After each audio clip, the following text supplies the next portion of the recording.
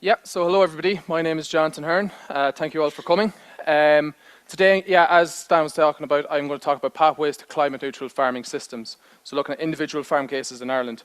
I'd like to take this opportunity to thank my co-authors as well as everybody who has been involved in, I suppose, pulling everything together today in creating this great conference.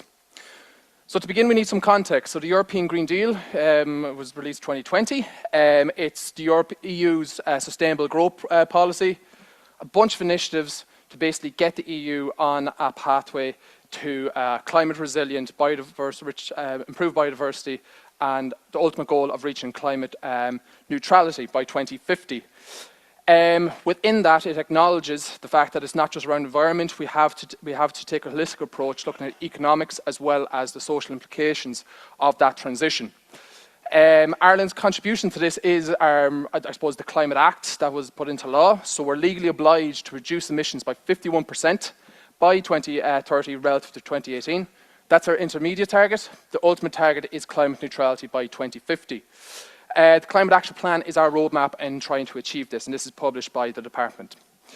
Climate neutral economy. So climate neutrality is flown around a good lot, but I suppose our law, what it defines is a sustainable economy and society where greenhouse gas emissions are balanced or exceeds the removals of greenhouse gas emissions. Essentially, we're achieving an equilibrium. What's going out is balanced with what's coming back in. Okay, so that's ultimately what we're trying to achieve at the end of the day. And its economy is the whole the scope. With that, then the National Climate Action Plan, they emphasise the need for a just transition. No community is left behind. It also highlights the fact that I suppose one of the key challenges is encouraging and incentivising individuals as well as communities in adopting measures to go in that the right direction. Okay. So with that in mind, there is also anecdotal claims that some Irish farms are already climate neutral. Okay. So I suppose to delve into that, what we did in this paper was we investigated pathways to climate neutrality for Irish common farms, looking at the individual farm case. Okay, so looking at individual farms. We looked at beef, dairy, sheep, and tillage. So to know where we start, to know, I suppose, the challenge that we face, we need to know our starting point. So a good resource going forward in this would be the likes of the National Farm Survey. So annually, they produce a sustainability report, nationally representative sample of farms, and using that data, you can, I suppose, calculate some key indicators such as the total greenhouse gas emissions per hectare on farms. You can see here the range of different farming systems as of the report in 2020. Dairy being the highest due to stocking rate due to production per hectare, and then tillage being the lowest, largely due to the omission of livestock being in those systems. So there's large variation within that.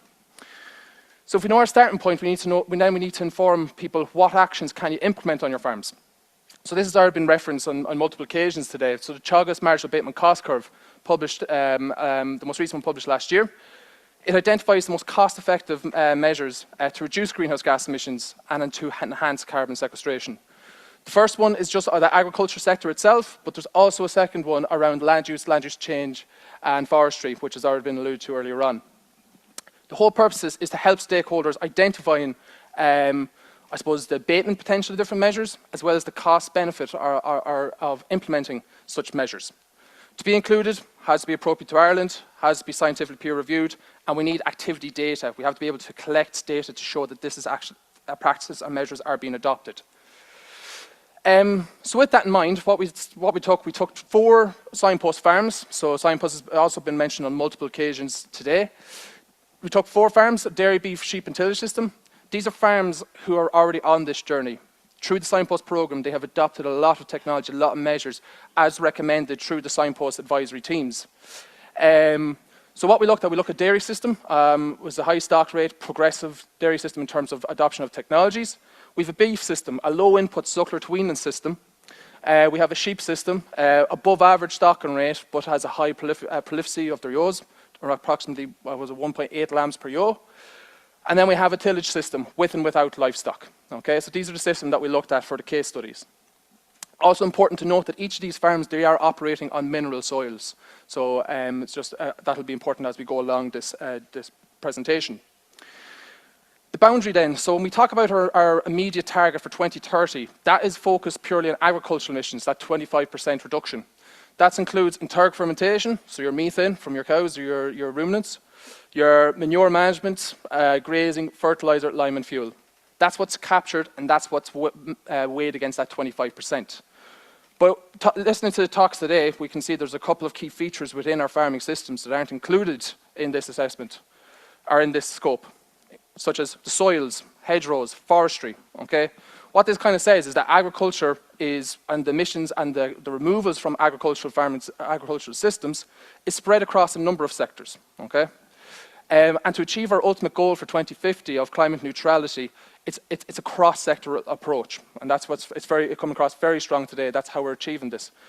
There are going to be residual emissions from the agriculture sector, but they will be balanced by the removals from other sectors, such as land use change, and forestry.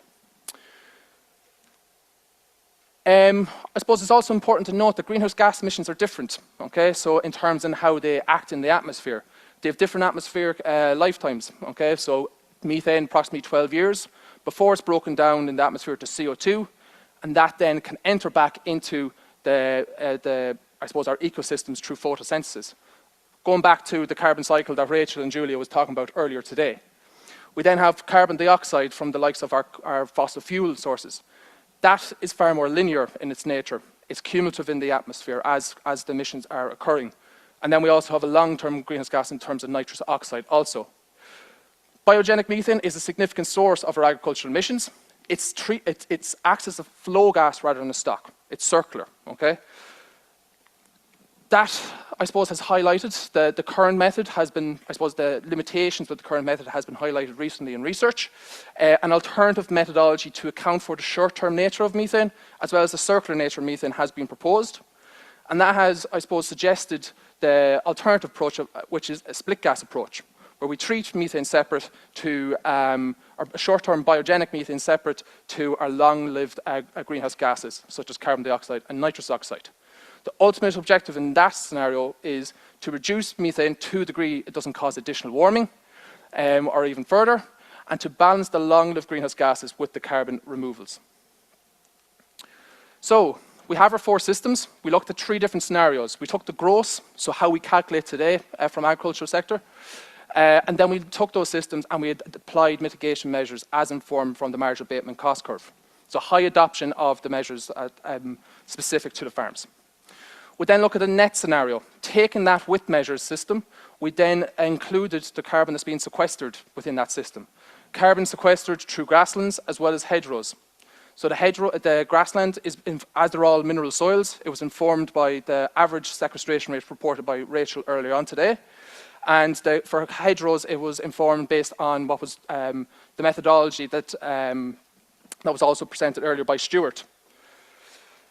In terms of split gas, then, the third approach is to have a separate biogenic methane from your long-lived greenhouse gas emissions. Reduce it to a degree it doesn't cause additional warming, and to balance the long-lived greenhouse gases with carbon removals. When we take the tillage system, we looked at the baseline going to the width measures. That's including strong corporation, and it's also including cover crops. We can reduce our gross greenhouse gas emissions, and this is due to the reduced reliance on synthetic fertilizers. This is for both scenarios with and without livestock. Okay. However, when you incorporate straw, when you include cover crops, you are bringing carbon back into that soil. So when you balance the emissions that are being released from the cultivation and production of the crops with the carbon that's being brought back into the soil with those measures, we can see that this farm can actually achieve climate neutrality in this sense. When we look at the dairy case study, which is, as I said, a high stocking rate dairy system, high productive dairy system, it's emitting approximately 12 tonnes per hectare as of now. There are a number, although it's already on the journey in terms of adopting measures, there are still some measures in which they can bring onto their system. Continue selecting for increasing their EBI, so genetics, continue looking at the fertilizer type and quantity, feed additive during the housing period, slurry additives, concentrate feeding rate and type, and then renewable energy. When those are applied, we can bring down the greenhouse gas emissions to below 10 to approximately 9.8 tonnes per hectare. When we include carbon sequestration through mineral soils, as well as changing our management of hedgerows so that is actually sequestering carbon, we can further reduce those emissions to approximately 7.9 tonnes per hectare. So that's the net scenario.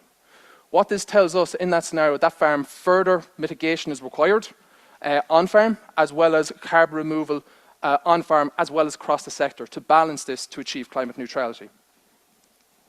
However, when we look at the split approach, where we treat methane separate and we reduce it to a degree it doesn't cause further additional warming, and we balance the long-lived greenhouse gases with carbon removal, we can see the farm is still seen as a source of greenhouse gas emissions, but it's far closer to achieving that neutrality target as before.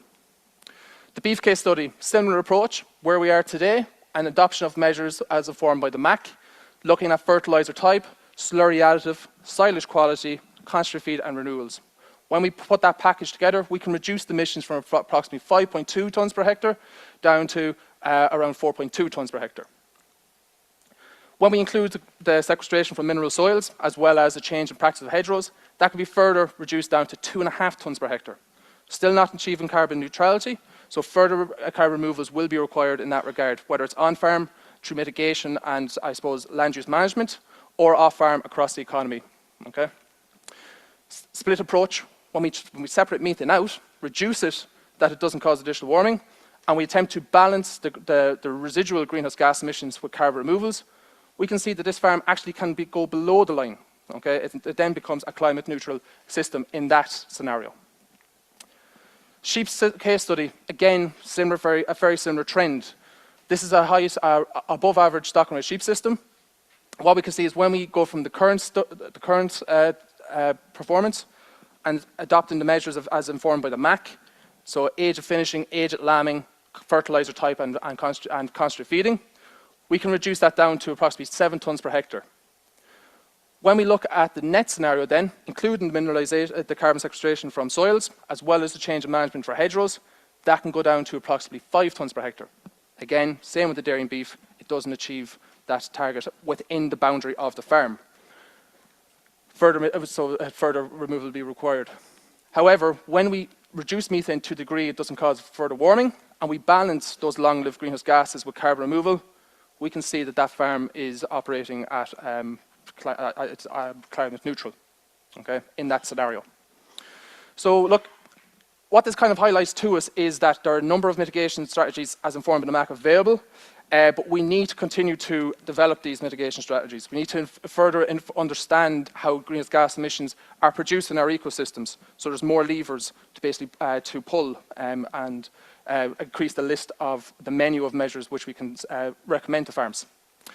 Continued research in grassland carbon sequestration. We've seen the amount of work that's been going into this in recent years, substantial amount of work. All of the scenarios were operating in mineral soils. We've seen today, there was a number of presentations around peat. There's around 340,000 hectares of agricultural soil in other drained organics. So that highlights that even on mineral soils that are sequestering carbon, climate neutrality is a mean feat. Therefore, we need to take, as I said, a sectoral approach when we're trying to achieve the climate neutral target. Rachel also highlighted the interannual variation. So we took the carbon sequestration rate from the mineral soils in Johnstone Castle, but even in one specific site, year-to-year variation occurs. So we have to figure out how do we address that, I suppose, going forward. Farm level soil mapping is required. Okay, so at the moment, the soil maps aren't at the resolution needed to do farm assessment of soil types. Okay, so if we want to bring it to farm level, we need to get more granular analysis there. The current study is farm level. We looked within the boundary of one farm. Okay, what we really need to do is look across the whole sector. Okay, there are farms that are going to be seen as greenhouse gas emission sources based on the soils they're operating on and just the nature of their systems. But they will be balanced whether it's by other farming systems or forestry or whatever it may be. Further discussion needs to be had on how do we approach methane. Okay, so this is quite a topical area in the research field, and how do we I suppose treat the historical methane emissions. So there's more developed agricultural sectors than others, as well as I suppose policy. So policy has largely been around treating all greenhouse gas emissions equally. So how do we make that transition, or if we do it all? In terms of take-home messages, there are measures available now. We are developing further measures, but we need to start adopting these at a very high rate to achieve the intermediate target, never mind the 2050 target. Carbon removal activities need to be encouraged to balance the greenhouse gas emissions, so the residual greenhouse gas emissions from our farming systems. A split gas approach acknowledges the circular nature of biogenic methane, 100%, and it can be beneficial in that it's more reflective of the warming caused by those greenhouse gases. But as I said, we need to take a global approach because methane is a global issue, and we need to be careful in how we allocate the reduction targets globally, never mind nationally. Oh, and lastly, concerted effort needs to be is needed across all sectors to achieve the overall target of climate neutrality. And greenhouse gas emissions is one environmental metric. It's only one environmental metric. We need to be looking at social and economic alongside with it too, to make sure we're taking a holistic approach. So, thank you very much.